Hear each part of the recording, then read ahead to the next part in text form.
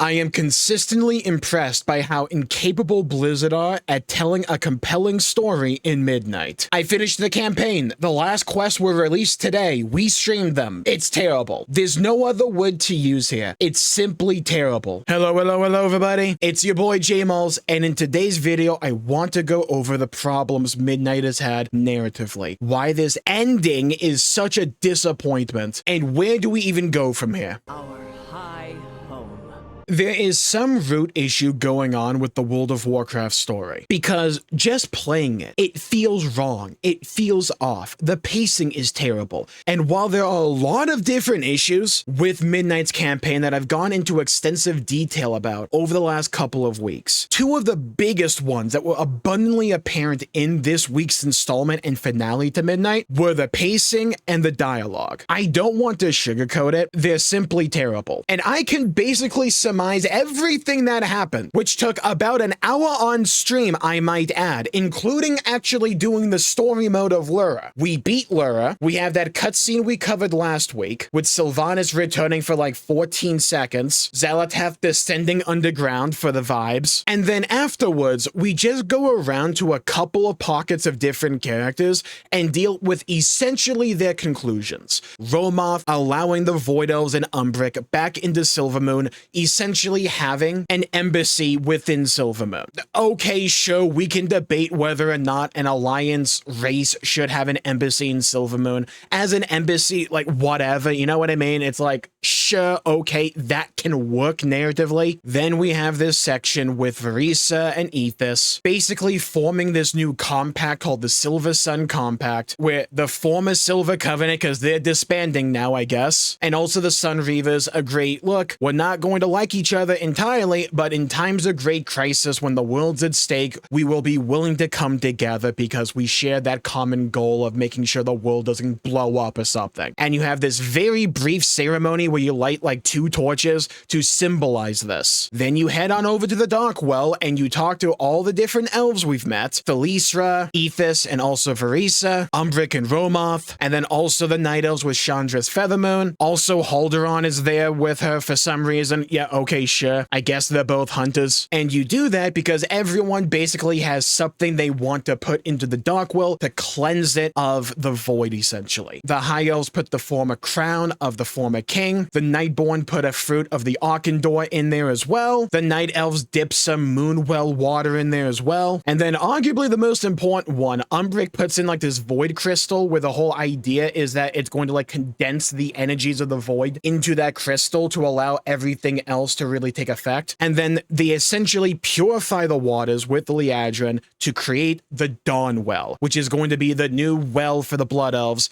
that shouldn't be something to corrupt the Blood Elves, but also shouldn't be something powerful enough to attract different cosmic forces there as some kind of bait. That is the finale to the story. And you get some like stay a while and listens, which somewhat hint at what is to come. Anduin and Liadrin, or not Anduin, Eretor, sorry, same character, you know what I mean? Eretor and Liadrin basically guess that, well, mainly Eretor here, guesses that it wasn't the light that was talking to Liadrin at the beginning of Midnight, calling the armies of the light and us to the Sunwell. It was actually Azeroth with her song, because Liadrin heard the song, right? That was a popular theory. They're basically like soft confirming it here. Then we have a scene that essentially amounts to an epilogue for the War Within with Anduin, Theorin, and also Velen, where like Anduin starts to get a little bit of his confidence back and basically building off that ending from 11.0, and also being just overall more comfortable with this version of the light, which is supposed to be like far more gentle in nature instead of this like overwhelming power the Sunwell was before. That's kind of like the whole thing with the DAWNWELL. It's supposed to be like this gentle feeling going out. And then the enemies to lovers arc over here basically talk about, hey, Xal'atath and like the forces of the void went down underneath the world with the DAWNWELL. Maybe that was the ultimate goal. People saw that originally with the cutscene at the end of the Lura fight, where Xal'atath goes into the DAWNWELL and descends into the planet. Apparently that was the entire goal of the void as well, because apparently the other void went there as well.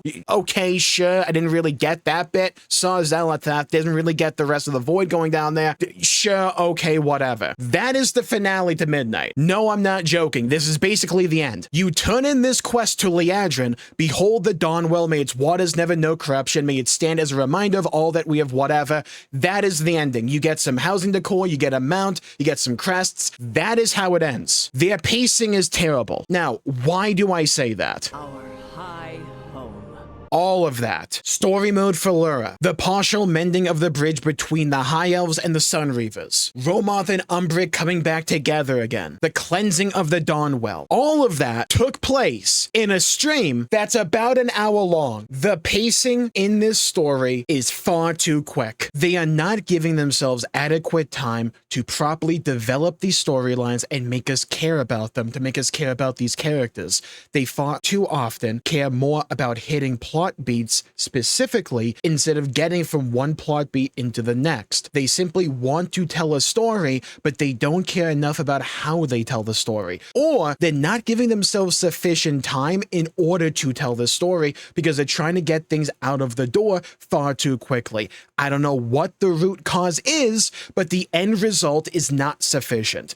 They clearly want this game to be more story focused. They clearly want more people to care about the World of Warcraft story. They want us to care about these characters. They want us to connect to these characters, but they're not putting in the sufficient work that is required in order to achieve that. I talked about last week how this story feels like it's designed for Spark Notes. It's a list of bullet points they want to hit. They just want to hit those points and then not giving themselves enough time or energy to connect from one plot beat into the next. The dialogue is stiff, far too awkward and not human. It cares more about telling you exposition than it does about making these characters feel as if they're actual characters. This is not a problem of World of Warcraft being an MMORPG. I have played multiple other MMORPGs that do this way better. It's not just a Final Fantasy XIV thing. I am not going to attribute the problems World of Warcraft's writing has right now to it being an MMORPG. I am calling it a skill issue. They either not planning things out correctly, they're not giving themselves enough time, or they're just incapable. Maybe some combination of the three. But I think not only does the player base deserve better than what we are being given here,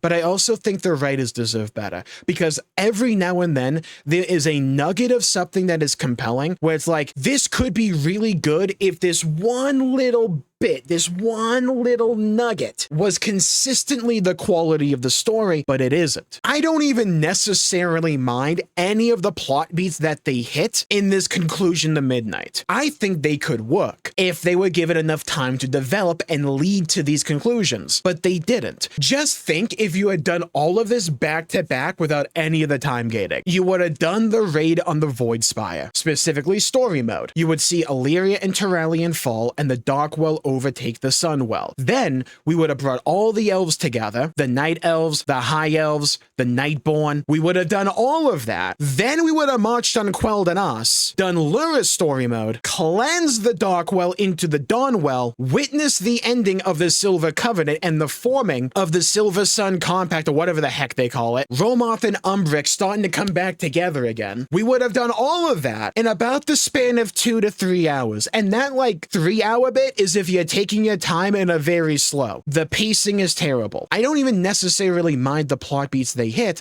They're not giving themselves sufficient time to actually get to these conclusions, so they don't feel satisfying. They don't feel like actual payoff because there's nothing to pay off. So the end result is a story that feels unsatisfying, that feels as if it exists simply to take established elements of the lore that people have cherished and loved for so long and simply throw them out the window because the new writers want to make their claim on Azeroth. That's what it feels like because they don't do a good enough job justifying the story decisions that they've made. It feels like I'm watching one of those TikTok summaries of a movie with an AI voice in the background, where every character's called Jack. If you know, you know, because that's the same pacing as modern Blizzard's writing. It's terrible. It feels like it's designed for short form content instead of trying to tell me a story. You know what the sad thing is?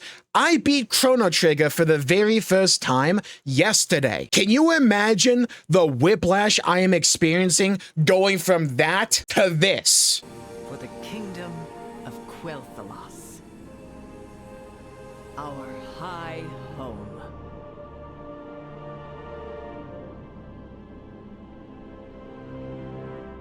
A lot of the writing as well, like when it comes to the dialogue, feels like they want these characters to be cool, but they don't know how to write them to be cool, so they just end up saying the cringiest things possible to like sniff their own thoughts and to sound as if they should be cool. This is the final line of dialogue from Umbric in the Stay a While and Listen, where they're talking about Xalatath going down into like the center of the world from the Darkwell. I fear her true invasion is only just beginning.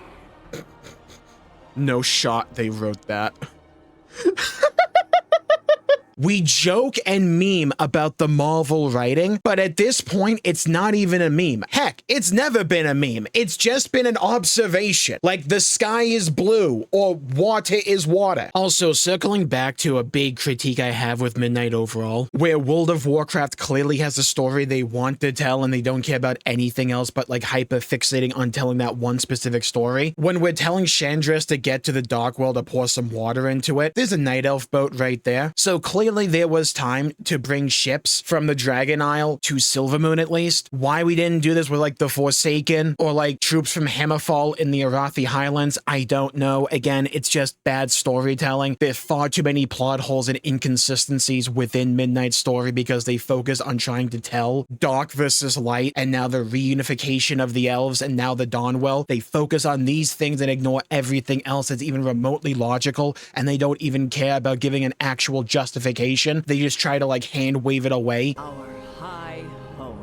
I remember BlizzCon. I remember them making a big deal about bringing all the elven tribes back together. And it's over in a couple of actual hours. There's no real build-up. There's no fanfare. And also, the conclusion to all of this is borderline non-existent. We bring back the Dawnwell. We all ooh and ah in front of its awesomeness, I guess. And it just like ends. Where's the fanfare? Where's the satisfaction? You are trying to tell a story. Make it feel satisfying to beat Midnight. Like, I get we're going to get more patches with story down the line, but still, your competition does this infinitely better, even for stories where by their standards, they dropped the ball, and they still did it better than you. Sure, you can make the argument World of Warcraft isn't necessarily a story-focused game. Tell Blizzard that, because they clearly want it to be. And if you're going to try to put in the effort of increasing the quality of the story of World of Warcraft, go the distance. Don't just edge us repeatedly with an actual story and then like mess up at the most important bits. The ending to a story is so important. Even if it's the ending of a chapter of the story, it's still important, and you drop the ball. I had to take a second on stream because I was kind of in disbelief that the story just ends here. Like, this is just the ending. There's no real fanfare. You get a couple of statues for your house, you get some crests, get some rep and gold, and you get a mount, behold the Dawnwell, and that's it. That's what everything led to. That and this cutscene where Liadrin is like front and center, despite the fact she was basically a side character in the entire expansion up to this point, besides like the intro cinematic for Midnight. It's just bland and uninteresting and boring. And for some reason, we're supposed to believe, by the way, that putting these things in the Darkwell is supposed to cleanse it. They don't even really bother to tell us why. And one of the first things I thought of when I was playing this, because I played both WoW and Final Fantasy XIV, was if this was in Final Fantasy XIV, we would actually spend some time researching the Darkwell, learning about its various properties, and also how we could possibly cleanse it, and what we would have to do that. It's like they just almost instinctually realized, dump a bunch of random crap to symbolize the unification of the elves into here. Like, the only one that had any semblance of real thought into it was kind of Umbric with this void crystal, where it's like, yeah, so this will like condense the energies of the void in the Darkwell to allow everything else to really work. And the Night Elves were like, I mean, it's Moonwell water, it's gotta work, right? Yeah, we got a fruit of the Arkandor. Surely this one fruit is enough to cleanse the Darkwell. You build up to these things, and you don't put the time in to make us actually care about them. How is this supposed to be payoff to something that never really felt threatening,